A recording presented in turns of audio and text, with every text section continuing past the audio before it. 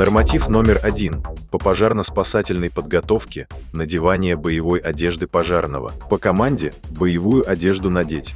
Пожарный быстро подбегает к стеллажу. В первую очередь быстрым движением одеваются штаны и сапоги, подтягиваются подтяжки. Далее надевание куртки. Куртка застегивается на все застежки. И следующим шагом пояс пожарного надевается поверх куртки, карабин и топор закрепляются. В конце надевается на голову каска, подбородочный ремень обязательно фиксируется.